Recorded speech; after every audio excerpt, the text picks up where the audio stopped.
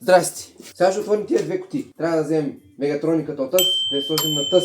Знам историята на тъс, това горе, която е моята. 440 хиляди км, масло не е сменена никого.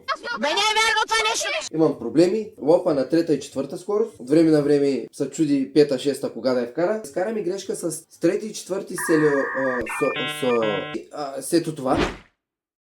Но знам, че не са те. Знам, че е пакет C и E. Мисля, а и маслото не е сменено. Затова ми излезе по-ефтино да взема с друга скоростна кутия, която ми казаха, че е с гаранция. Само ако не я отворя. Ама ще я отворя, за да я сложа моята електроника. Защото моята е Hype, другата е GML, нещо от сорта. И бих искал да видим как изглежда маслата на кутия, която е на 440 хиляди км. За другата нямам представа, защото нямам историята. Дали е сменено, дали не, не знам. Но е на 300 хиляди км.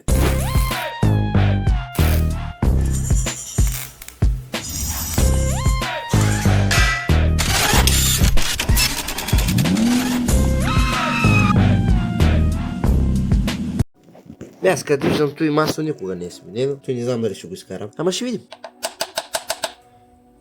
Ай, отвори се. И хоп. Какво ще кажете? Нали е сменено? Мирише.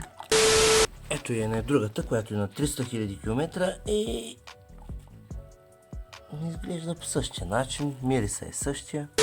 Взех проби от двете скоростни кутии. Тази е на почти 500 000 км и никога не е сменено масло. Тази на 300 000 км. Не знам дали е сменено. Но това масло се движи малко по-бавно от това, което ме довежда до това, че това е сменено. А това тук не е сменено никога.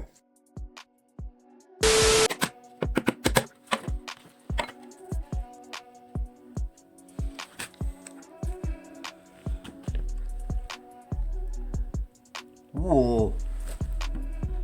Те пълни, бе.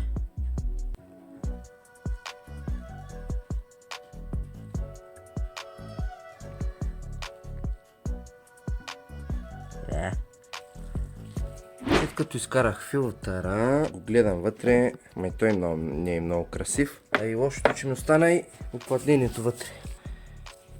Вижда ли се? След като изкарам кабела,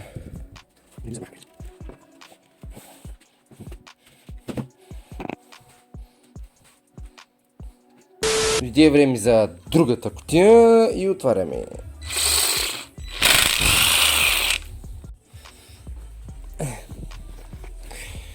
Тъй, освободихме кабела така. Този болт ми остана.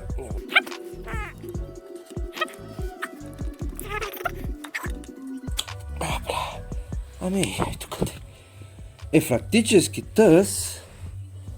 Като я гледам и не е башкат моята. Какво ще прикажеш, моята оставаш такъв отпечатък, така че емей ги и двете една до друга. Ами така, това е за сега, до следващото видео.